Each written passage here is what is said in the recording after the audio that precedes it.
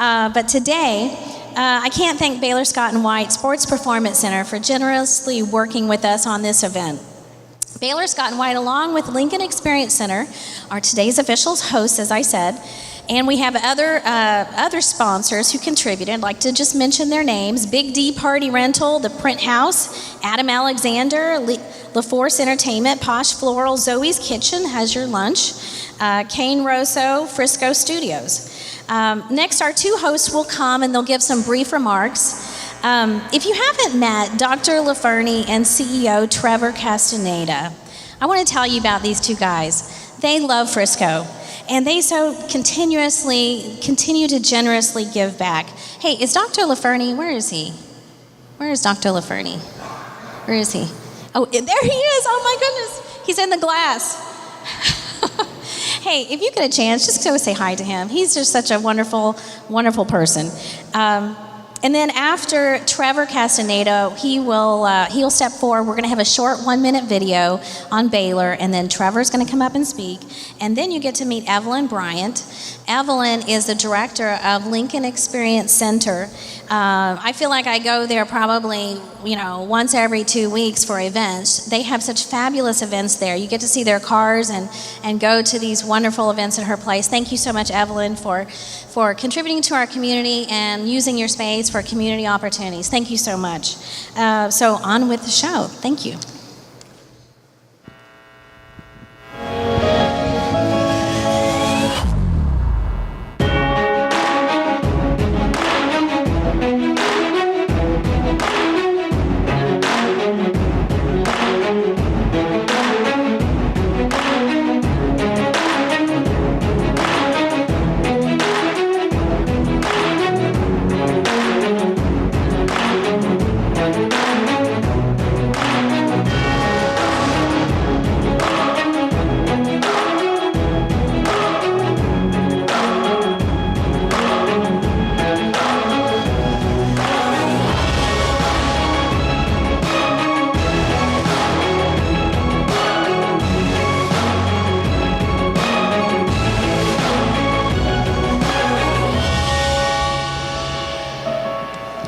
As I was preparing for this speech, the ability, thank you, to introduce you all to the STAR and more specifically the Sports Performance Center where we're sitting today, I started thinking through all the wonderful, incredible things we do here.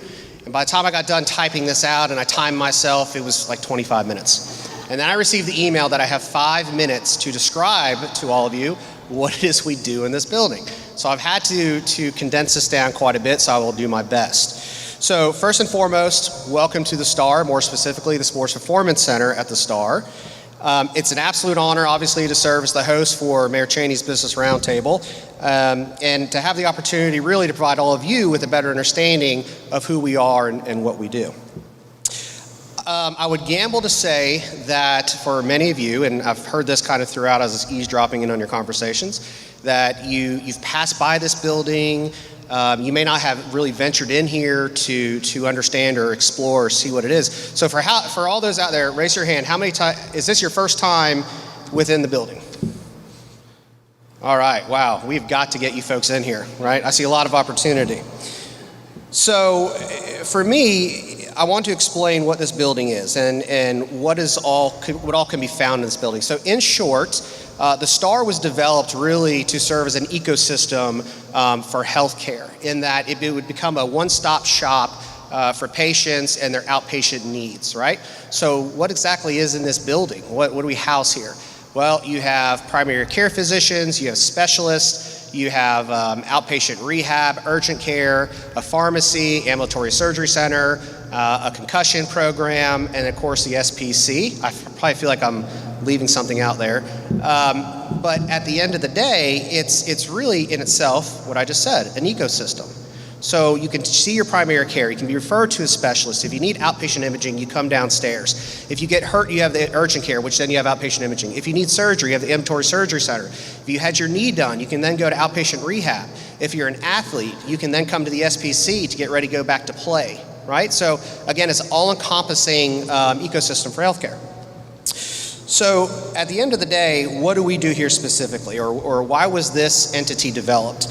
The SBC was developed essentially to maximize performance and training. And when I said athlete, many of you are probably sitting here saying, well, this doesn't apply to me. I'm not an athlete. I'm not involved in organized sports. Well, it is true. The population that we serve or we deal with on a daily basis are majority time athletes, right? So that could be the youth athlete, the high school, the collegiate, the professional, and the international athlete. But I use the term athlete loosely because at the end of the day, it's really just anybody who wants to move better, right? So if you perform Ironmans or triathlons, or you like to garden, right? And you just, at the end of the day, want to enhance your active daily living, the SPC can help you get where you want to go, address your needs. So how do we go about doing that? Well, our training focuses on maximizing performance through neuromuscular control and proper biomechanical movements. We focus on enhancing strength, flexibility, movement efficiency, work capacity, balance, and coordination. Additionally, we utilize innovative technology and industry best practices and techniques such as nutritional counseling and the cryotherapy and vibration and compression therapy, as well as sleep pods. So by the way, if you've not seen the sleep pods, they are absolutely incredible. If you need to take a 15, 20 power nap, let me know afterwards and I'll show you where they're at. At the end of the day, why do we have this? Obviously to enhance the performance of the athlete, but to ensure that not only we're training them correctly, but we are recovering them correctly. Recovery is just as important as training itself, and a lot of times that's where people miss the mark on the recovery aspect of things. So even if you don't really want to take part in the physical activities of training, but you want to take part in the recovery aspects, we have services available to be able to meet your needs. Another component of the SPC that we are extremely proud of, and I'm sure many of you have heard of it if you pay attention to the news and local media, is our partnership with the Frisco ISD. So the sports safety and injury prevention collaboration between the Frisco ISD and the SPC is the first of its kind given the scope, the size, and the resources that have been put in place to support this collaboration. And in essence, what this collaboration does, it opens up doors for our Frisco ISD students, right? Whether you're a student athlete or you're a student, to the technology we have here, to be able to provide services at games and during off-season training, but also a collaboration for students who are interested in healthcare in general or sports performance training. It allows those individuals access and exposure to that realm of healthcare so they can have experience prior to entering into college or to a technical trade. So they better understand what it is they're getting into, and really it gives them the ability to grow their inspiration to really serve within the healthcare capacity or healthcare realm. So the Frisco ISD component is extremely important to us. It's a highlight. We're proud of it. It is ever developing, actually on a daily basis. So there's always new ideas how we can further that relationship along. So with all that being said, if you're interested in learning more about the SPC, what we do, what we can offer for you, or how we interact and collaborate with the Frisco ISD, or of course the Cowboys who are located next door to us, or from a healthcare standpoint in general, I will stay after, obviously, to connect with you guys. I want to be able to answer your questions. If you have questions specific to, hey, listen, I have a triathlon coming up, or I'm going to do my first Ironman, how can you guys help? I want to put you in contact with my team members who are here today to address those questions and your needs. Additionally, one other component, and some of you may be able to see it up top on the second floor, we have what is known as the Gatorade Sports Science Institute. There are only, I believe, 4 of those in the United States, one of which is here in Frisco, Texas. And you're wondering, okay, well, what do they do there? They're, on a daily basis, they are working on studies and investigating nutrition, really, on the human body prior, during, and after exercise and competition. We are actually looking at ways today to open up the door to the Frisco ISD students to be able to rotate through the Gatorade Sports Science Institute for internships as well. So at the end of the day, I am extremely excited for this opportunity for you all to experience the SPC, learn more about it, but even following today's business roundtable to be able to ask your questions and clarify some things for you. So thank you very much.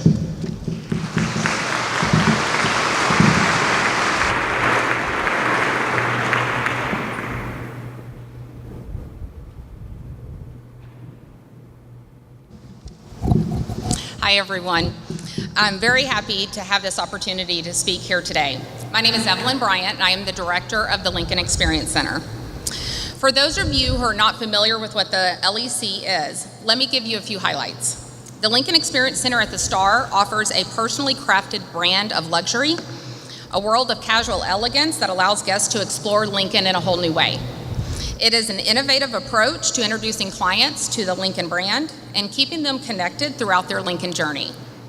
We offer guests a gateway to exclusive events, vehicle demonstrations, test drives, and a curated sensory experience that only Lincoln can provide. Don't worry, we cannot sell you a car. Don't have to worry about that. Our hosts are hospitality-driven, who are warm, friendly, and knowledgeable. They are on hand to assist with any questions you might have about our vehicle lineup. In your swag bags, you will find an information card on Lunch on Lincoln. This is a great opportunity to make the most of your time by taking a test drive and receiving a complimentary lunch. So you should know we partnered with Mi Casina on this. So who doesn't like some Mexican food, right? Not only do we do amazing luxury vehicles, but we also have an amazing venue to host your next meeting or function. We create a variety of complimentary, curated events that are open to the community. Every month, we host an artist showcase in different mediums. Could be paint, sculpture, or photography. And this month, our featured artist is Elizabeth Dryden. Next month, we will have Sips and Slices with Cane Rosso, featuring wood-fired pizza and Italian beer for Dad. And then this summer, we will be hosting a Flavor of Summer series with an exciting lineup of sangria and jazz, grilling with the Masters Barbecue, and we'll be celebrating National Ice Cream Day with a nitrogen ice cream experience. I would like to take a moment to say thank you to those who have helped us flourish in the Frisco community. I would like to thank Mayor Cheney and his staff, all the members of the Frisco Chamber, which there are a lot here today, so thank you, the Frisco Arts, the Visit Frisco team, Lifestyle Frisco, the Dallas Cowboys, and the team here at Baylor Scott & White for their continued support and amazing partnerships. If it were not for this community and their continuing support, the Lincoln Experience Center would not have achieved the level of success it has. So you can find out more about our events and register to attend on our website, lincolnexperiencecenter.com. Please tell your friends and family to stop in, or if you find yourself in the Star District, please stop by for a complimentary coffee, but we do make a mean cappuccino, and give us the opportunity to let you explore the center. Thank you again, and we look forward to seeing you at one of our upcoming events.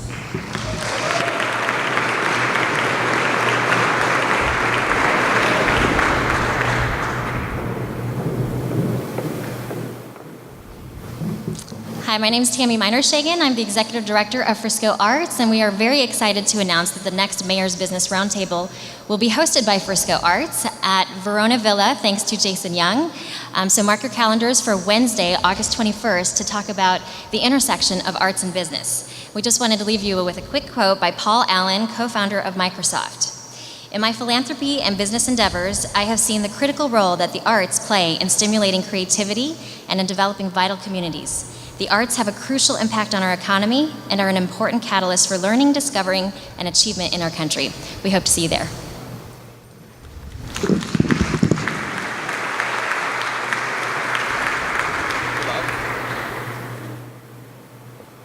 Thanks, Tammy. Please eat. Dig in. Well, thank you all and welcome. So excited to be here with you today. We're going to have a lot of fun today. I'm going to try my best to speak of everything happening here in Frisco in an hour or less. That's almost impossible.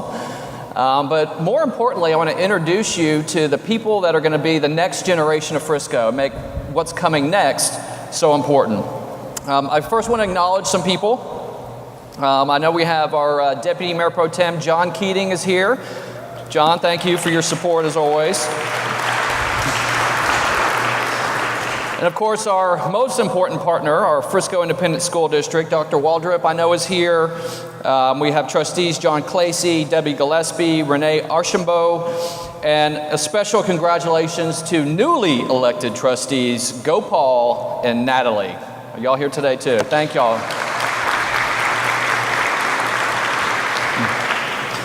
Again, a big thank you to Baylor Scott & White Performance Center and the Lincoln Experience Center and all the sponsors that made this happen. So many of the merchants of the Star came together to support today's event. In honor today, I actually visited Adam Alexander. They dressed me really nice today and actually taught me how to do a pocket square. What do y'all think? But we wanted to thank everyone that made today special. So really last year, if you attended our Mayor's Business Roundtable, we challenged ourselves really as a community to aspire to become what we consider the greatest city in America. We challenged ourselves, we worked privately together, we worked publicly together, but we weren't afraid to actually say it out loud, that is what we want to achieve. Last September, we actually received some validation, of course, being named by Money Magazine as the #1 place in America to live. Of course, we all already knew that, right? But Frisco is great because of our people and our partners. We love having these gatherings together. It's an important part of our mission to hear from you, the business community. You are a big reason for our success. You create the jobs, you expand our economy, and more important, you're the type of partners that actually give back to our community, and you want to be a part of our community. And on behalf of our entire City Council, we cannot thank you enough for the support you give us. You know, in many ways, it's hard to believe that it's only been 2 years since I was first elected. It seems like it's gone by in a blink of an eye, and in other ways, it feels like it's lasted forever. So a few things that I just want to really quickly share with you as far as reminding you of the things that have happened over the last couple of years. You know, we cast a vision for Frisco, a vision to be unique and different, not just as a city, but throughout the community. We believe in open space here in Frisco, and that is one of my mantras, is that once you put concrete down, you can never take it up. We made the largest park acquisition in Frisco history. We're rolling out our Play Frisco initiative. We are building our new senior center. We updated our hike and bike master plan, planning out all of our creek corridors, and actually preparing Frisco to have what we consider the best park system in the entire country. We've grown from being the best place to raise an athlete to being the safest as well. Venues like this, Baylor Scott & White Performance Center, Scottish Rite for Children, and the construction happening now at Texas Health Resources, where research will be happening for sports medicine. You know, my family has actually already been a beneficiary of that. My son Zachary was one of the first operations at Scottish Rite Hospital, and we learned about 2 weeks ago that his surgery was successful. And all three of my children are going to be up here this summer at Baylor going through their sports performance training.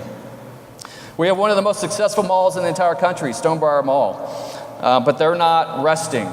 Right now you see a new hotel, the Hyatt Luxury Hotel being built. Kidzania will open this summer, which will be one of the first of its kind in all of the United States. Hall Park, many people think Hall Park is done, and it's hard to believe that they're really just getting started. With 2.5 million square feet, they're about a third of the way done with the plans that they have there. They redid their master plan this year to add residential, to start adding some retail, a new park, urban park in the middle of it, and to be a home of a future performing arts center. We actually opened the Star and the Omni, and the Omni here is the most successful Omni they have in their chain. We turned a Players parking lot into what will become the future home of Dr. Pepper Keurig, Frisco's first Fortune 500 company.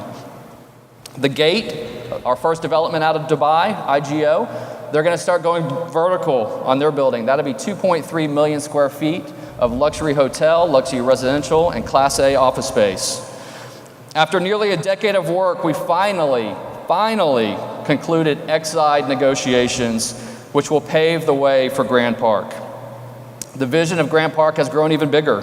What was once a 300-acre planned park has now grown and exploded to nearly 600 acres with a trail that will last to Lake Louisville and all the way to the rail district. That will truly define our core. We had a great partnership with the University of North Texas. We're going to hear more about that here shortly. That was one of our most important missions, was to bring higher education to Frisco, and we did it the right way while partnering with the Collin College that was already here in our community. The two of them are working together very well. We opened the National Soccer Hall of Fame, and our tourism is exploding. Thanks to Marla and Visit Frisco's team. Thank you, Marla, for being here. We went over 6 million visitors to our community for the first time, leading to tens of millions of dollars of economic impact. We approved plans for the Railhead, our first Class A project north of Main Street, which will have an urban park the size of Clyde Warren Park. And we already have our eyes set up north with Project Lesso, which is a next generation mall along 380. And of course, all of you have heard of the PGA headquarters relocation, Hunt Realty and FEME partnering to develop 2,500 acres that will really define our northern core. We're going to hear more from Ron and the economic development team here just shortly, but we have rebuilt our economic development corporation from the ground up, and you're already seeing those successes here come to light. We've changed our culture. We decided we're not just going to be a city that focuses on sports, but arts as well. Tammy and their team in the Frisco Arts grew 700% the first year that I was mayor and grew 400% last year. I challenged them that they went down last year, and their percentage growth increased. We're embracing our diversity. Frisco's becoming much more diverse every single day, and we're adding 1,000 new residents every single month. We became a city that was going to be known, that supports veterans, nonprofits, and we were going to lead in innovation. But most importantly, we decided we were going to be a city that communicates and engages with the people of Frisco. And that's why when I gave this first speech after I was elected as mayor, one of the things I said was we were going to communicate with you, and the last place that you would find me would be at City Hall.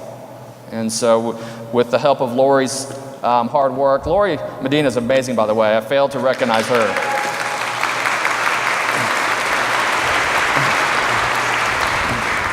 She is absolutely amazing, and I couldn't do it without her.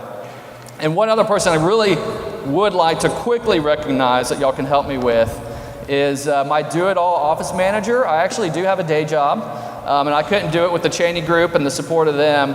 But Dolly Chatterjee, it's her birthday today. So Dolly, stand up. I'm going to embarrass you. No, you have to stand up, Dolly. And we're not going to sing happy birthday because I'm on a tight timeline. But on the count of three, we're all going to say happy birthday. Ready? 1, 2, 3. Thank you, Dolly. Frisco is strong in our financial health. We have a great team. Neal Lang and George Purefoy and their team, what they're doing. For the first time this year, we actually received a AAA bond rating, which is unheard of for a city that's growing as fast as us. And only 8% of the cities in the country actually have that type of bond rating. We built a capital reserve fund, which is something that will protect Frisco going forward. And it allows us to fund all the things that are important. This morning I went to the presentation at the police department where they were honoring all the first responders who had lost their lives across the country this year.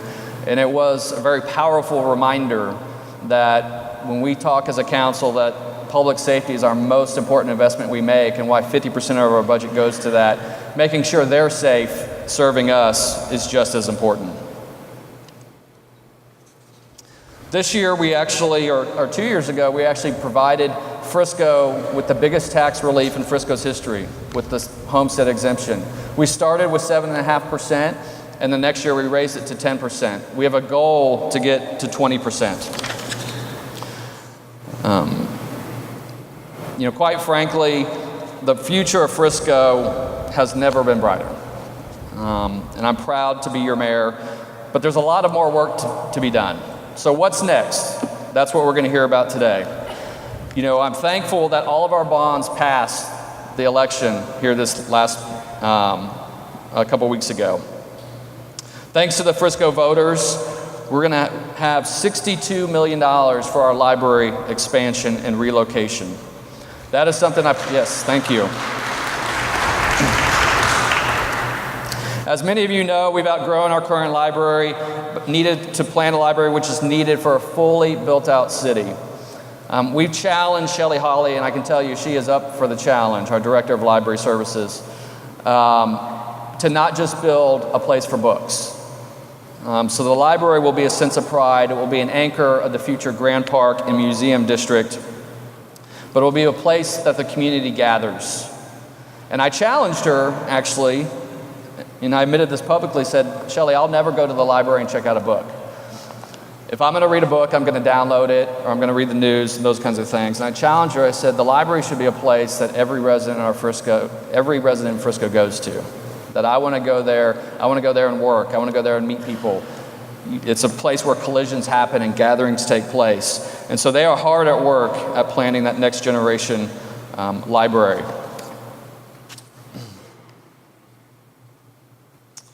Part of that vision will be the museum district. Recently, SciTech Discovery Leadership talked with me about improving their facility to be on par with the future new library. I want all the museums, SciTech, the Video Game Museum, and the Museum of the American Railroad to connect with the library so we have a more inviting space. This area will be a place of pride for our residents and businesses, and really will be the anchor between Grand Park East and Grand Park West. Part of the bond also included $155 million for street and road improvements. It feels like all of Frisco is under construction right now, but there's still a lot more work to be done. I know anyone that, like us, that lives near Main Street, we're going to have a parade when that project is completed. I've been a big proponent of creating a unique downtown district. And if I was going to tell you one thing, if I said what's going to happen next is going to be redevelopment of downtown Frisco. That is something that's very important to me, and I plan to start that later this year. It's already been renamed the Rail District, drawing in our history of the railroad which runs through it. We've seen an organic, market-driven resurgence in the district by the small business owners, developers, and investors. Are there any here today that are downtown businesses? I know we have a few here today. Thank you all for being here. Donnie Churchman of NAC Development, he's working on several projects downtown. He recently told me 70% of the patios is already leased, and anticipates some of the stores opening in December. The tower will have occupants in November, and this downtown theater is close to getting started. Now is the time finally for government to come alongside the private sector and assist in some structural changes. With the approval of this bond package, we'll be redesigning Main Street to expand the sidewalks to increase walkability. We'll eliminate the median to provide for more parking. Also, the plan is to permanently close 4th Street at Main to create a large gathering space for events, music, and entertainment. Anyone that had a chance to go to Frisco streets this weekend knows how much that is needed. We'll be pushing for this construction to happen as soon as possible, which we hope to begin later this summer. What do you guys think? How are we doing?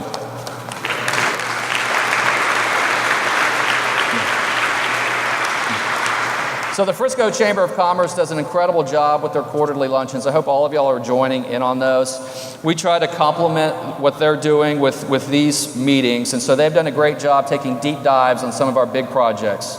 The most recent one being the PGA headquarters and what's happening there. But today what I'd like to do is complement those and talk about kind of really 5 things as far as that we're focusing on the next year, and introduce you to some new projects. One being, first, I want to talk about the support the veterans have in this community and what is happening with the veterans. We're going to talk about our redevelopment of the Economic Development Corporation. We're going to talk about what's next at Frisco Station, the partnership with the University of North Texas, and conclude with introducing you to our latest initiative, Inspire Frisco. You know, after I was elected mayor, I made it known that Frisco should value veterans. We want Frisco to be known for more than our amenities and attractions, but also our values. Over the last couple of years, my ad hoc committee, the Frisco Veteran Advisory Committee, stepped up and met that challenge.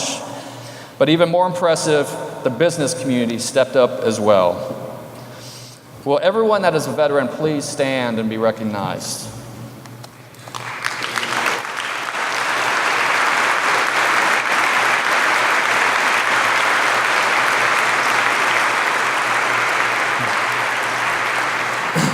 So now I'd like to introduce you to my veteran leadership team. We have America's favorite council member, John Keating. Thank you. And of course, we have James Trombley and Sheena Lawless, who are the chair and vice chair of the Veterans Committee. Can each of you share just the branch you served in and the years? Yes, I'll date myself here a bit. Served U.S. Army 13 years, 1982 to 1995, and I'm a veteran of Desert Shield and Desert Storm. I'm Sheena Lawless. I am a U.S. Army veteran, served 2003 to 2008, active duty. I'm a veteran of Operation Iraqi Freedom. I'm James Trombley. I served in 2002 2006 in the United States Marine Corps. Nothing else needs to be said.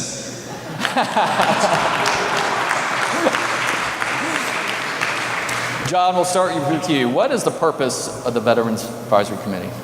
Thank you, Jeff, and thank you for recognizing, taking a moment, give veterans a nod here. I have to point out that Trombley and I are wearing the same socks. I missed the memo. Yeah, she did get the memo. So we, as veterans, wanted the Frisco Veterans Advisory Committee to be more than monuments and parades. We wanted to actively engage our veterans and leverage their talents and their time right here in the city with the goal of providing them opportunities to continue to serve their country by serving their community. That's great. So Sheena, the socials have actually become an important part of this, and that's where we first met you, was at the first veteran social that we had. It was just a way to connect people. We didn't know if 5 people or 20 people would show up, and I think the first one, 50 or more showed up, and they've just grown from there. So tell us about those. Yeah, absolutely. So we did our first networking veteran social this past April at the Frisco Fair inaugural day, sponsored by Frisco Fresh Market. They actually provided a free meal and ride ticket to all veterans and their families that came. And so that was a huge success. And then our next one is coming up in August, where we honor all of our Purple Heart recipients. We had Purple Heart recipients come and Vietnam veterans come last August and let everybody know that was the first time they were actually welcomed home. So it was really moving for us to be able to do that and see those Vietnam veterans kind of tear up a little bit and thank them for their service as well. And then finally in December we will partner with the Marine Corps League and where we donate toys for the Toys for Tots program. And that will be a huge success as last year as well. So thanks, Mayor, for always hosting these awesome events. Yeah, and so these have become not just for veterans, but for patriots as well. So a lot of people who support veterans that may not have been veterans themselves, but they're not just for Frisco residents either. We've had people come from all over North Texas. I've had people come up to me saying, I'm moving to Frisco because of what's happening here, and we feel so welcome and supported. So thank you for that, and thanks to all the businesses that are supporting those as well. Another important thing was just the recognition, of all the great stories that we have here in Frisco. We love to tell the Frisco story and the story of people, and a big way is through our Distinguished Veteran Award. James, why don't you share with the crowd what that's about? Yeah, absolutely. It's probably one of my most favorite things that we do. So we take nominations from the community to select a distinguished veteran that lives here in Frisco. What we're doing is we want to honor and celebrate the men and women not only served our country, but continue to serve our community. And it's that continued service and it's within our community that makes Frisco so great. 2019, this is going to be a 3rd consecutive year we do this. We'll announce a winner on Veterans Day. And what we're looking for is just on our Facebook, we'll put it on the mayor's website as well, a link for you guys to go ahead and nominate that next hero so we can be recognized. A couple other things I want to touch base on is some of our sponsors. Without their generosity, we wouldn't be able to do a lot of things that we do, just like Sheena talked about with our events. Some of these events are truly moving. Baylor, Scott & White, they've been a tremendous help. Trevor, where you at, Trevor? Thank you. I want to look in the eye and say that. I know we got Baylor, Scott, and Centennial. They just got a new president. Where's Ryan at? Ryan, is he here? Ryan, congratulations, and thank you for your hospital. You guys do a lot for us, too. We've had plenty of other organizations, Home Depot.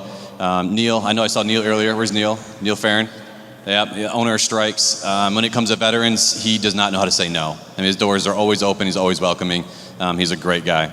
As Sheena mentioned, we do have more socials and events coming up. If you guys would like the opportunity to sponsor one, feel free to come up to any one of us, and we'll be more than happy to give you the details on that. One of the things we notice with all this actions that we're doing to veterans within Frisco it's bringing more veterans to Frisco. It's bringing veteran-owned business to Frisco. It's bringing people and other businesses and companies that just want to live in a patriotic community that's pro-veteran. I know for one, I feel welcome here. I love being in this town. I have a great opportunity to raise my kids here. So I want to say thank you to everyone that makes Frisco the way it is. From the bottom of my heart, thank you. And I look forward to some more years here. That's great. Thank you, James. Well, all the activity around veterans, the net result is everyone wins, right? Obviously the veterans as well, but it just makes it a better sense of community. So let's give them a big round of applause for everything they're doing to support the veterans here in Frisco. And thank y'all so much for all your work. Appreciate you. So next, please join me in welcoming Ron Patterson. He is the president of the Frisco Economic Development Corporation. As I mentioned in my opening remarks, we have essentially rebuilt the Economic Development Corporation from the ground up. We tasked Ron with that job, and he's knocking it out of the park. So thank you, Ron. Thanks for being here. Let's welcome Ron. Thank you. So Ron, since you've taken over, we've seen some changes. So talk to us about your back to basics approach. Yes, sir. First of all, you got to have a great team to do anything. And I have a wonderful team of people that I get to partner with every single day. So every one of you in this room, thank you for everything you do. Bottom line is this, is that we wanted to get back to core function. What that means is going after headquarters and jobs every single day. And now, have we been accomplishing a lot of great things over the years, even before I ever got there? Absolutely. But what we wanted to do is just make sure we stay honed in on that, get laser focused on it, and actually also start an outbound process. We got a lot of inquiries. We got a lot of people knocking on our door every day, as you know, Mayor. Mm-hmm. But what we wanted to do is make sure we turn that around and we start knocking on the other side of the door, and we start an outbound process where we go out and actively recruit businesses, and that really has caused an uptick in interest in Frisco.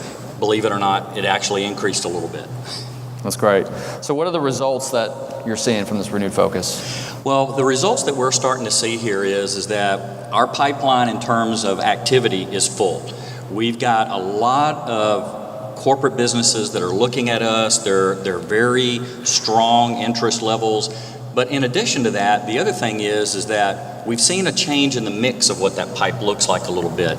And by that, what we mean is that while most of the time it used to be you could wait many months, 36, 48 months for a building, for a build-to-suit, well, today we've got businesses that are walking in the door almost every day that says, no, I need to be moved in 12 to 18 months. So anybody in the room who has anything to pulling a building vertical, go. Because we can help you fill it up. We need buildings built as quickly as possible because we have a full pipeline and we can help you fill that building.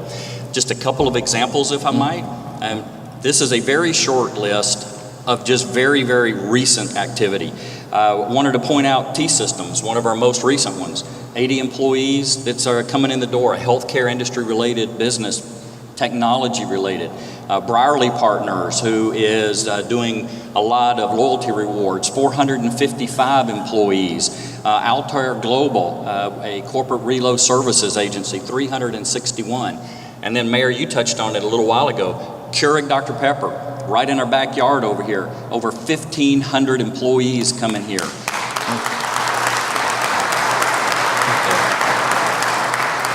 And I know there's other businesses sitting right here in this room that have come in that window of time as well. Thank you for being here.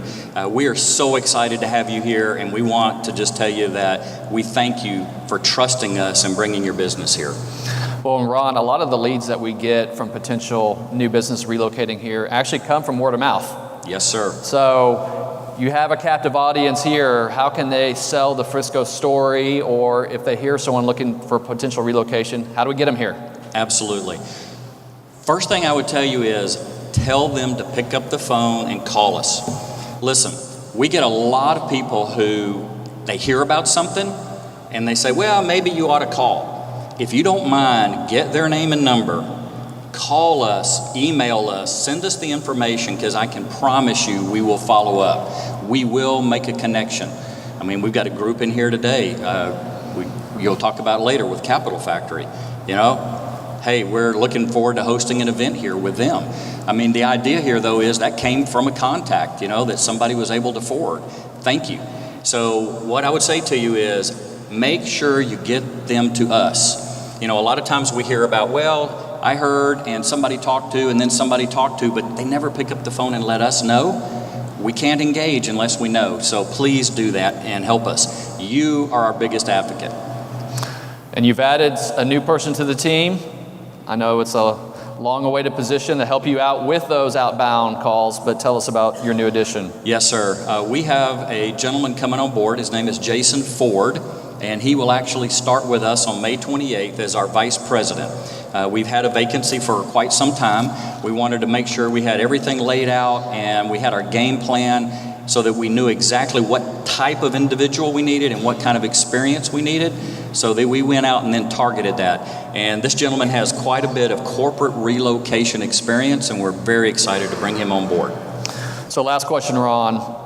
We talk about brands in Frisco, that we like great brands, we like great partners that want to give back to this community. What does it mean to have the Dallas Cowboys, the PGA of America, and now Dr. Pepper Keurig in our community for your job going forward? It's priceless, I think is the word that I would put on it. Anytime that you can connect your brand to another great brand, that's a win-win all the day long. And I would say that having those brands here really opens a lot of doors that we wouldn't otherwise get open. So I would say to you that, but what we want to make sure of is as we partner with them, that it really is what you talk about all the time, partnership.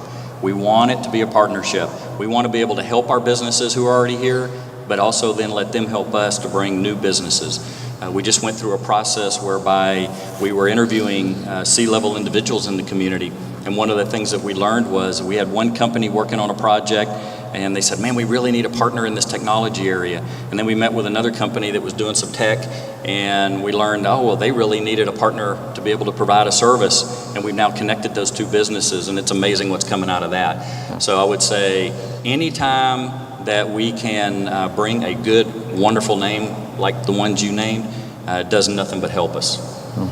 Well, I think we could have a whole luncheon just talking about what's going on in economic development today. So please join me in thanking Ron and his team for the great work that you're doing. Thank you, Ron. So speaking of economic development, now I'd like to introduce Mike Berry, CEO of Hillwood. Come on up. Hopefully the arm's getting better. It's very appropriate that I'm in the Baylor Sports Performance Center in case I need to go to physical therapy right after our visit here. Well, Mike is with Frisco Station and Hillwood, and really is going to be Frisco's next big thing, in my opinion. And so, well, we hope so. There's a lot of big things going on already, so we're just glad to be part of it. Well, give us an update, break some news maybe. First of all, I just quickly want to say, every time I hear the mayor tell the entire Frisco story, it just reminds me what an amazing city this is.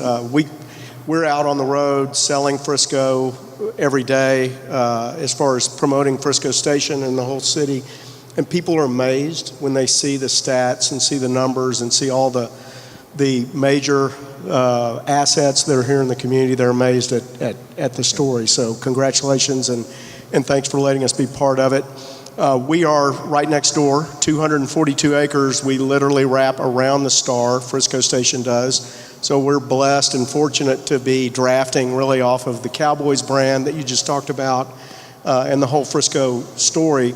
But for me, being in the development business for 30 years and looking at the pace of development in Frisco, and particularly in our project, we started construction in July of 2016. It was a wheat field before then. And there's now $450 million of investment on the ground right next door to us around the star. And we've got another $150 million of development projects in the pipeline that are either about to start or will be starting between now and the end of the year. So pretty exciting place to be. Yeah, it doesn't seem like it was that long ago where this piece of property was known for the sign that said, call Trey for hay. Call Trey for hay. So our partner, it's a three-way partnership, which I think is also unique about Frisco Station. We have the Redmond Partnership, which was the original landowner, Trey Sibley, call Trey for hay. Hillwood, our firm, who's the general partner, and we're responsible for the overall development, and then the office development partner is Van Trust Realty, who is developing our office product in the project. We have one building complete. Ron mentioned Brierley. Brierley is one of our lead tenants in that building. It's full. It's 95% leased. We started several months ago building 200,000 square feet. We are close to, I wish I could publicly say today, but we're Go ahead. I'm not permitted to, but I know for certain there's 60,000 feet of the building that's already leased in a 200,000 square foot total, and Van Trust is about to launch design on building 3, so that we'll be out of the ground on our 3rd building. To Ron's point, we need to have spec space in the market all the time because you never know who's coming, and you have to be ready. So we're committed to try to keep spec product on the ground at all times so we can capture this wave of corporate growth coming into the market. So Frisco Station is making a lot of headlines for just the commitment to innovation and technology and communication and mobility. Why is that so important to you? When we began, as I mentioned, 3 years ago, really started looking at the plan and looking at Frisco, we knew Frisco was a leading edge city, and we had to position Frisco Station as a leading edge project. So we came up with really 3 basic marketing principles around which we've rallied in everything we do, whether it be marketing, branding, infrastructure development, or building development. And those 3 are smart, creative, healthy. And I think those match up pretty well with the big vision of Frisco. So we wanted to differentiate ourselves as a smart, creative, and healthy community.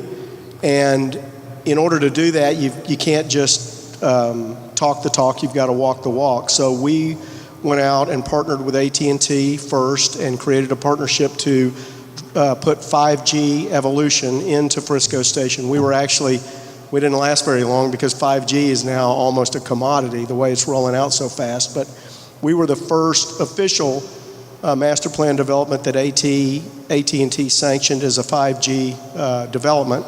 Now they're rolling it out everywhere. But just to give you an idea, that takes your speed, your 4G speed, which is like 240 megabits. 5G evolution, which is the bridge, takes it to 800 megabits, so basically 4x. And then when we hit full 5G, which we'll do probably within the next 9 months, we'll be at 10 gigabits. So you're going like 10x in terms of speed of where we are today, which is pretty amazing. So that was key to our innovation. We then partnered with the city, with the Denton County Transportation Authority, with the Cowboys and the Star, and with Craig Hall and Hall Park and Frisco Station, and formed a mobility authority, transportation authority, and stood up a pilot program with Drive AI. And I don't know if any of y'all saw, but we were doing autonomous, on-demand, driverless vehicle loops connecting the 3 projects together. That pilot lasted for 6 months. It's ended now, and now we're working on how do we take it to commercial. But we proved it thanks to the vision of the city and others, and now we've got to commercialize it, and so that's what we're working on.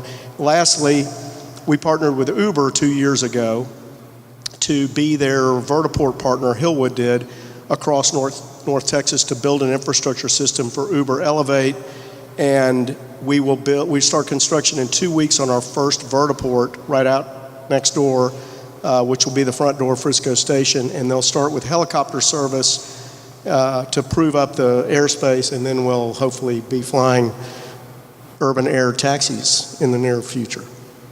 Yeah, I did the first ceremonial ride for Drive AI, the autonomous cars. I'm looking forward to maybe being the second ride in Uber. I want to see it go up once first, I think. You might want to be second. I'm with you on that.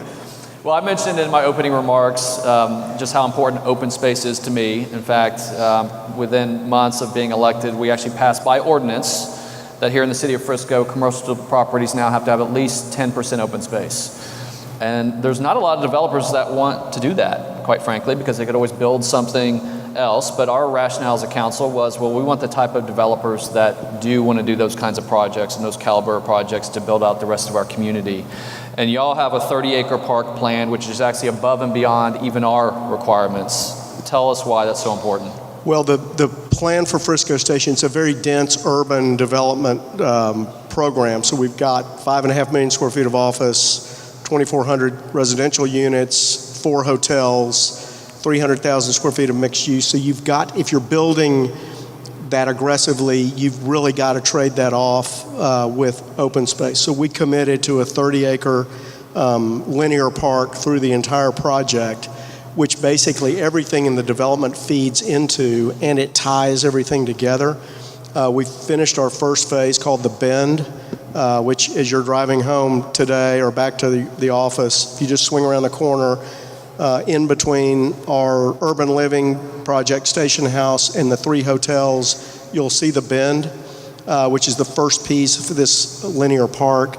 And I think the bottom line, the reason we're doing it is because A, it's important to meeting the vision of Frisco and the vision of the project, but more importantly, people gravitate to it. And quite frankly, it sells real estate, becomes a community asset, creates a lifestyle that people want today, and we think it may be the most important thing we're doing. That's great. And Mike, the last thing I'd like you to share with the audience is, I'll just kind of pull the curtain back a little bit. When we made our Amazon pitch, as far as trying to get Amazon here, I'm still waiting for Jeff Bezos to call me back and tell me he made a mistake. But Frisco Station was our #1 site that we put out there as far as where it would fit. So you've kind of reserved a piece of the property for that kind of caliber of corporate campus. Tell us your vision for that. We still, and who knows, they may come back around now that New York is off the table. We're hearing that maybe there's a chance they could circle back with some of the other places they looked at. But we were able in the master plan to preserve a 50-acre site on John Hickman, what will be the future connection of John Hickman, where we can accommodate a campus-type corporate user as opposed to having to do a vertical environment. We can do an interconnected campus environment. We're hopeful that Amazon or someone like them will take advantage of that, and we're ready for business. So we're still out there knocking on doors. Well, thank you, Mike. Thank you for investing in Frisco. Let's thank Mike Berry and appreciate him. Thanks, man. Frisco's next big thing. Thank you.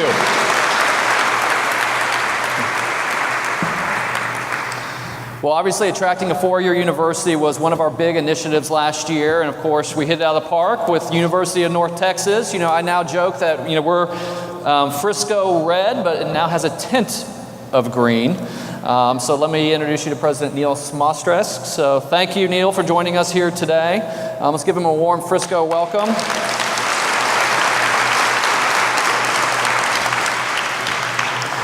When I speak to a lot of crowds now, I tell them, when we look back 20 years from now, I think the one thing we'll say that was the most transformative in Frisco's history was the University of North Texas deciding to build their campus here. And so it's going to be incredible. But give us an update on where things stand. When are we going to break some news? When are we going to break ground and start building? Wow, if I told you, I'd have to kill you. First, Jeff, I got to say that I speak for everybody at the University of North Texas. I have never been involved with a city and with people who are more dynamic and more exciting to work with, and we are truly inspired by the progress that you made here. Mike was up here saying every time I hear the story, it gets better and better. Well, that's how I feel, and I think that creates opportunity for us as well as opportunity for you. As far as the master plans go, well, things are going swimmingly.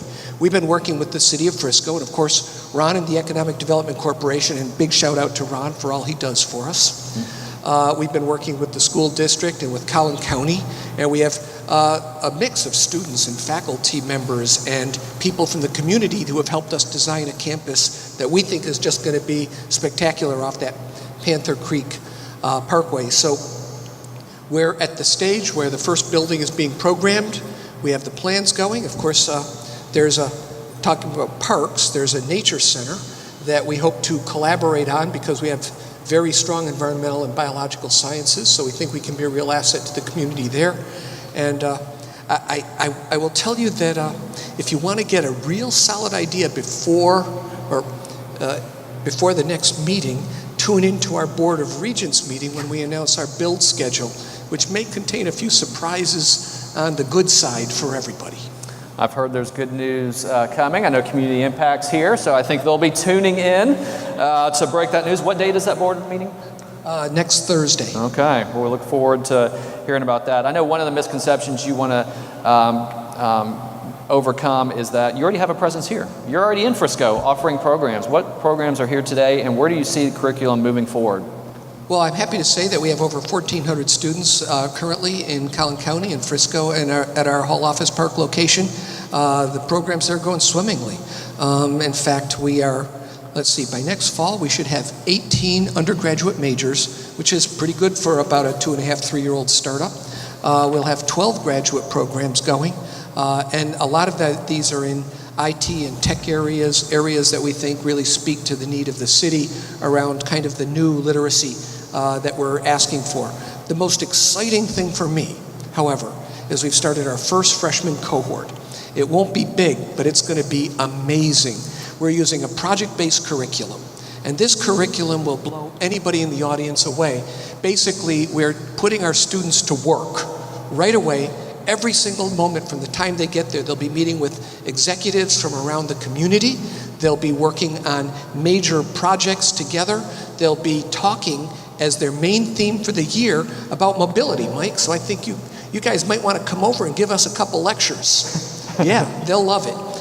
And so what you're doing is we're going to take these kids, we're going to embed very practical experiences, high-tech experiences, great communication skills, great digital literacy skills, and along with that, this project-based curriculum, we're going to be giving them internships every single summer.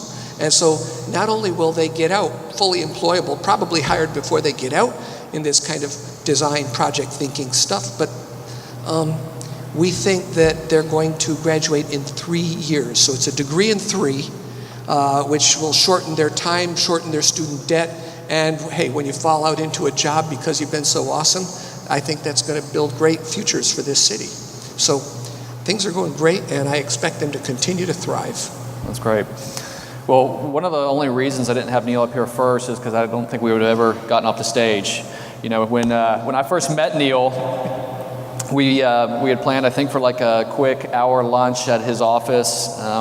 We became fast friends, and I think ended up staying together 3 hours that first day and continued to meet. And, you know, essentially we had the conversation of, well, let's do this.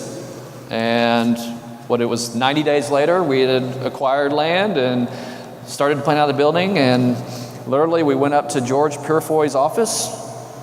He's a tough negotiator. And we were sitting around in the conference room negotiating out the deal. He threw a tough counter back at us. We walked out of the room. He walked out of the room. We came back, shook hands, and the deal was done. And that's the kind of business that it was, and how easy this deal seemed to come together. But it was a perfect marriage. And when we spoke that day, you talked about literally wanting to be involved in everything we're doing as a city. And you have lived up to that. Yeah, I'd say it was love at first sight. And so I don't think a meeting goes by, whether we're talking about a performing arts center, whether we're talking about the PGA, they're involved with that, whether it's a business here. You know, what an incredible tool for us as a city to have such a strong partnership. It's like nothing that I've seen, so thank you for that. But you've been an invaluable resource for us and the EDC team as far as a business attraction team, saying we'll build special curriculum just for our company. So you're speaking to the business leaders out there today. How can you help them achieve their goals? Well, one of the things we said when we came here is that we're going to do degrees that will be built to suit. And that means that we're not afraid to adapt our degree programs. We've got some fantastic programs, and there's some other announcements that are just about ready to pop, but we've been really playing big in the online arena, and you can expect to see UNT Global here soon. But we will adapt curricula to the needs of your business. You get a hold of us, you talk to, there's a couple folks out here in the audience. We've got Wesley, wave wherever you are, over there, who's the dean of the college at UNT Frisco. We've got our provost, Jennifer Cowley, and we've got our innovation guy, Mike Rondelli.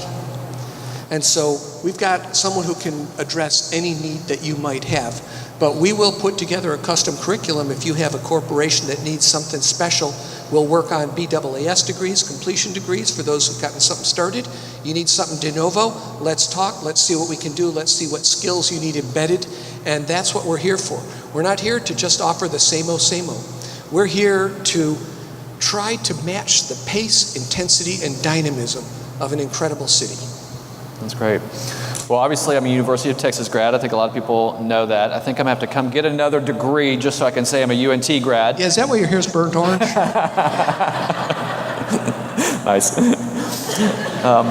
But I know when we start a meeting, and every time I hear you give a presentation, I'm just amazed at the things I didn't know about the University of North Texas. So share some things that people may not know about UNT.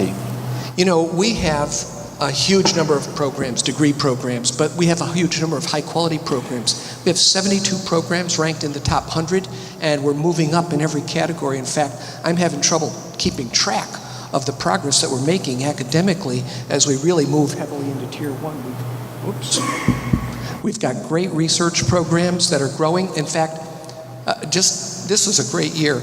We set records, all-time highs in every single measurable metric, retention, graduation. This year, we plan on graduating over 9,900 students, many of whom I think will end up in this great city. Will be hopefully that same kind of engine for the economy here in Frisco. But here's some fun ones, okay? These are a little off the wall. We have one of the largest number of National Merit Scholars in the state, but we have students who are extraordinary. They're out there winning major national competitions, whether they're in logistics and supply chain, or in engineering, or in finance and financial management. This past season, we nominated 4 students for what is arguably the top academic honor for students around innovation in the country. It's called the Goldwater Award. And we put 4 students up. That's all you can put up. Everybody else puts up 4 students. In the state of Texas, the only school, and this almost never happens, that got 4 Goldwater Award winners was the University of North Texas. UT was a close second with 3. And the other ones didn't even measure up.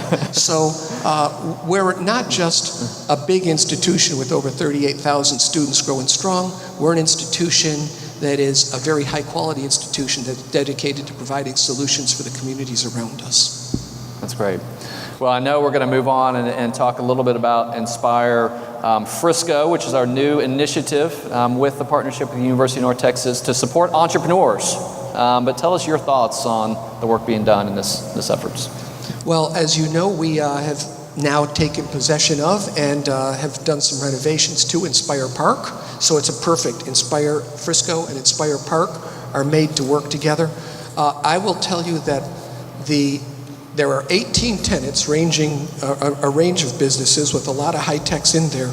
But I think the more important and exciting parts for us that pay out immediately is that students who will be at the University of North Texas here in our hall office and ultimately on our new campus are getting internships with these companies. So we're beginning to train young entrepreneurs, and we're putting them into the innovation pipeline in a way that I think will multiply over the years. So we really look forward to what we're doing. There's mentoring programs, there's public presentations, and if you don't know, again, see Mike Rondelli.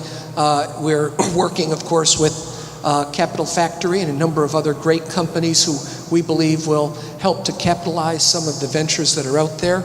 And I'm excited. We're also bringing the full talents of a Tier 1 research university to Frisco when it comes to business innovation and their needs. So businesses, not just can we produce great students for you, we can solve research problems that you might not be able to handle. And again, we'd be delighted to work with you and partner with you like we have with the Dallas Cowboys and a number of other organizations here, Jeff. Okay. Well, Neal, last thing I'd like to ask is just kind of cast a vision of what people will expect from the UNT Frisco campus from opening day, number of students, to where you see it going for build out. Well, as we inhabit the new campus, we think somewhere between 3,000 to 5,000 students are going to be boots on the ground. We think that's going to grow fast because once you have a campus, it's a magnet that will pull people in. I would say, wow, I could get in trouble for this.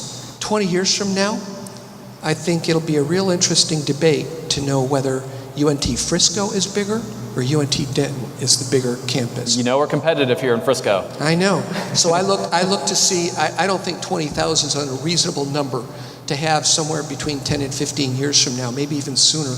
And I think you're going to see that with incredible activity around PGA partnerships and our sports programs and some of the online and tech stuff that we're doing, that this is going to be an epicenter for new thinking in higher education. That's right. Do we have any UNT grads here today? Wow. Go green. Go mean green. Well, thank you, Neal. It's always a pleasure. Please join me in thanking Neal Smatresk. Thank you.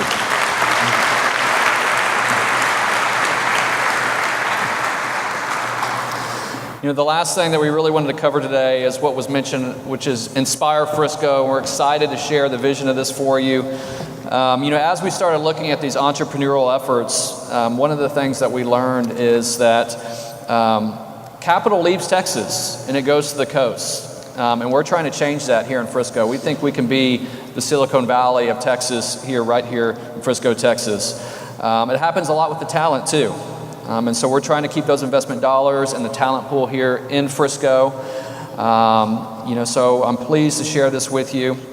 What Inspire Frisco is bringing together technology, entrepreneurs, mentors, service providers, and investors, combining with the University of North Texas and all the resources that they have to help run this and steer this ship. It's a centralized location for organizations to connect. We had a meeting with all the different groups in Frisco that were trying to support entrepreneurs, from the chamber to the library to you name it. And there was roughly 20 organizations, but they necessarily weren't collaborating and certainly weren't centralized. And this is a way to do that. It's a way to give back and to mentor startups, investors who want to invest locally. So more capital is actually coming here. We actually had a fund actually here in the last couple of months decide to move his office from San Francisco to Frisco to Frisco, the right Frisco. But it's important to attract the large Fortune 500 companies. They want to be around these innovation centers and the stakeholders. So that's why I'd like to introduce you to two industry leaders who have stepped forward to help lead this. Of course, many of you will recognize the name. We have Leslie Keating. Thank you, Leslie. And of course, I want to introduce you to Dave Kops. You're going to hear a little bit about his story. So thank you for donating your time and talent to Frisco. But maybe if both of you would just kind of introduce yourselves and share your background. Sure. I'm Dave Kops, local technology entrepreneur. I'm here to really talk to you about Inspire Frisco. I mean, I think entrepreneurship is a real passion for me. It's kind of who I am. You know, sometimes it's a curse, sometimes it's a blessing. But you know, I've built 2 AI companies and sold them, and I'm doing a 3rd company now. And when I'm not doing that, I'm really trying to connect people in North Texas together. I think we have the opportunity to create the real new center for innovation in the United States here in North Texas. And so I've seen what happens, you know, when you connect entrepreneurs with mentors, you know, that can help them grow and understand and launch their businesses. And I've seen what happens when you connect those entrepreneurs to capital, you know, and they grow their business and create jobs. And when you start to bring in bigger businesses that they're inspired by the entrepreneurship. So I think it's when those things happen, it's really magical, you know. And so I was heard that something was going on with the mayor, and I came up and said, I want to learn more about this. I heard about Inspire Frisco. And I was blown away by what I saw when I got here. I mean, it already created this incredible partnership with University of North Texas and Mike Rondelli, and they'd already had a place. They had Inspire Frisco just north of here. If you haven't been there, you should stop by. They had the first entrepreneurs. They had the first big businesses. They had the first access to capital. And I was kind of blown away by what I saw. And I think you know, it's a perfect name, right? Because this is important to all of us. You know, I think when you think about the real driver, that what innovation causes inside of a community, it causes growth, it causes culture, it causes innovation. I think the most important thing, it creates jobs, right? So you have these young startups that you launch a business, you fund it, it creates jobs, and then we start to grow those businesses and introduce them to bigger companies, and more and more jobs are created. So I think it's a really important effort. Really, all of you should get involved or learn more about it. That's great. Great. Well, I spent my career leading supply chains and operations in big Fortune 500 companies, so I'm not as cool as this guy sitting next to me, but what I really want to do is, and I'm really excited and inspired to give my time to really help to create a foundation that will really allow this to be successful and to lay out a plan to allow this to be successful and to use my experience over my career to be able to support the team here. To have an entrepreneurial engine here in Frisco is just so exciting. And, when you think about innovation and talent, that's what I'm excited about. I knew in a big company, what was always important to me was an innovation pipeline and a talent pipeline. And that's really what this can do for this community. And I have to tell you, to Dave's point, as I got involved, met Mike, met the team, the possibilities are really phenomenal to take Frisco and Texas to a very different place. And so I'm all in on gifting my time to see how we can really make this work, and super excited to have met Dave and for us to be working together to support the team. So thank you, Jeff. Well, Jerry Jones once famously said that he's caught the Frisco flu. And so the latest person to catch that Frisco flu is Bryant Chambers of Capital Factory. Please join me in welcoming him to the stage. Brian, come on up. And while he'll be a new face to the audience today, he won't be for long. They've made major inroads, really just transforming the tech sector in Austin, just explosive growth. If you're in entrepreneurship or technology in the state of Texas, you're going through Capital Factory, but love for you to share your thoughts and why you made that famous drive up from Austin to see what we were doing here in Frisco. Yeah, thank you so much. It's great to be here. So I would first like to kind of say we've got two missions at Capital Factory. One is to help technology entrepreneurs scale their business. And the second mission is to change the amount of venture capital that startups receive in Texas. Texas only receives, despite how well we do in everything, quite frankly, we only receive 2% of national venture capital relative to California's 56 or 58%. It's time to change that. And the story of Capital Factory started out in 2009 when our founder and CEO, Josh Baer, and a group of friends decided they wanted to do more than just invest their money. They wanted to help startups succeed. Today, Capital Factory is widely regarded as one of the best growth accelerators in the country. But we're more than just that. We're the most active venture capital investor in the state of Texas. And Capital Factory's really become a center of gravity for entrepreneurs. It's a marketplace where startup founders, innovators, mentors, VCs and investors and corporate innovation arms collide. And they get to work on projects every single day. And so we've got hundreds of startups that co-work from Capital Factory. And about 11 months ago, we opened up a new office in Dallas. And we've got 26,000 square feet. It's going very well. It's not the only office we intend to open up. And Capital Factory is growing really great. But I would say there's three things that really differentiate Capital Factory. One, we've got an exclusive focus on Texas. We think Texas is geographically unique, and we intend to exploit that opportunity. We think Texas represents the best technology investment opportunity for the next 1 to 2 decades. We've got a unique partnership with the defense industry. Some of you may have heard, but the Army Futures Command relocated to Austin, or actually was established. It was established in Austin, and it was done in partnership with Capital Factory. And they bring about a $35 billion annual budget for innovation spending, and they co-office inside Capital Factory.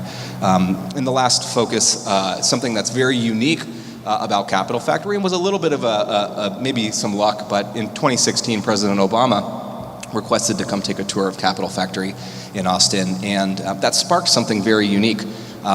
We have a VIP team dedicated to these VIP experiences, and we did over 1,000 of them last year, and included notable guests like Tim Cook and CEO of Microsoft, Satya Nadella, and so forth. And so they're coming every single day, and it creates a lot of opportunities. That's great. Well, Frisco, we want to be known as the leader in the innovation economy. I'll ask kind of all of you as far as what do you see the opportunity here for Frisco?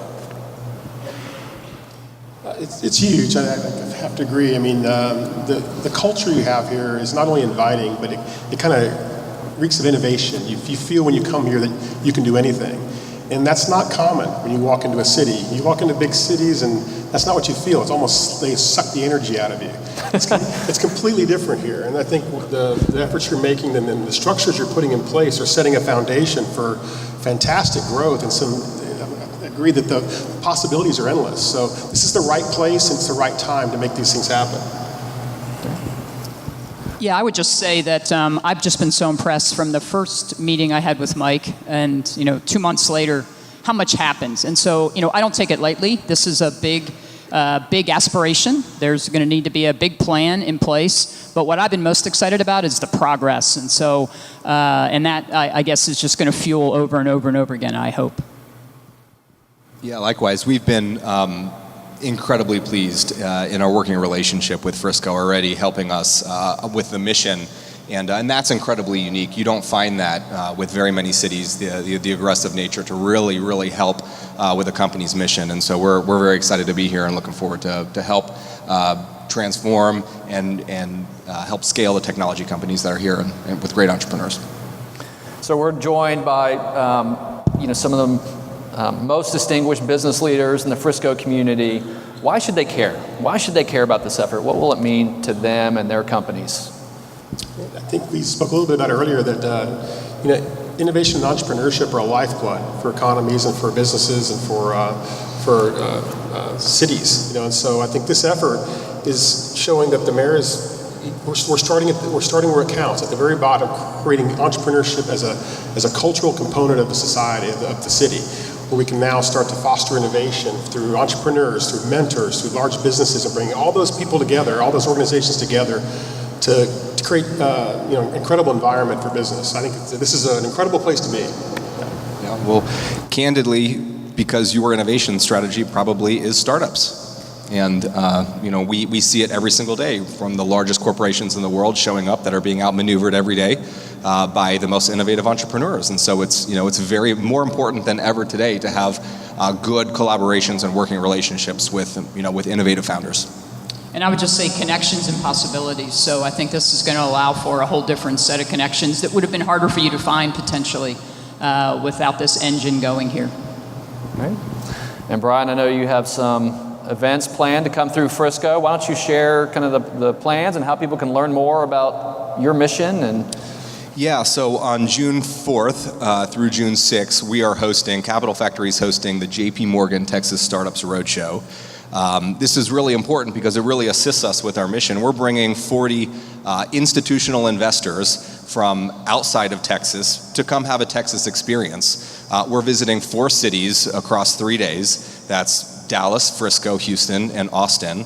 And they'll be seeing the best part of each city. They'll be greeted by local investors, which is a big part of building relationships, foreign investors building relationships with local investors. And I think it's really exciting. It's a big opportunity for every single city to showcase the great things that are going on. We've got some members from SoftBank that will be joining us. We've got members from the Walton family that will be joining us. And, I think it'll create a lot of opportunities. I think Frisco will be one of the most exciting stops as well. That's great. Well, you'll be hearing more about Capital Factory and their impact on Frisco in coming months and years, really. So thank you for believing in what we're doing here, and look forward to that partnership. And Leslie, for people here that want to learn more about IF Talks and Inspire Frisco, what's the best way for them to get engaged? Absolutely. Just reach out to myself, reach out to Lori, and we'll make sure we get you connected with all the right people. All right. Well, join me in thanking them for all their hard work. So thank you all. Thank you again for being here.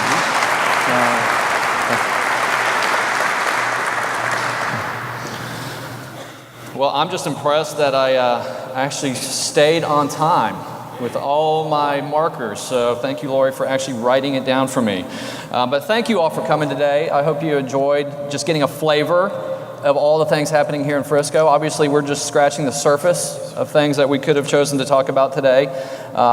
Please continue to support, as a business community, support your chamber and what they're doing and their mission and their quarterly luncheons. They're a great partner of the city and the economic development team. And so these are just some ways that we continue to communicate with you. As always, I want to solicit your feedback. So we want to hear directly from you on things we're doing right, wrong, or indifferent. So I welcome all of y'all to send me your comments, tell me personally, text me, call me. I think a few of you are texting me from the audience. I can feel it going on, so I'll find out what I did wrong today. But most importantly, just thank you for believing in what the city is doing, in the mission of Frisco, and what we're all trying to accomplish together. Days like today, we get so busy in the day-to-day, when we meet people from the outside that look in and say, gosh, what's happening in Frisco is incredible, it's remarkable, it's not happening anywhere else. And you have to take a moment to stop and just realize just what an awesome time we live in and what an awesome opportunity we all have collectively. I firmly believe this is the greatest city in the country, and I'm the luckiest guy in the world to be honored to be the mayor of the #1 city in America. So thank you again for all coming today, and thank you for your support.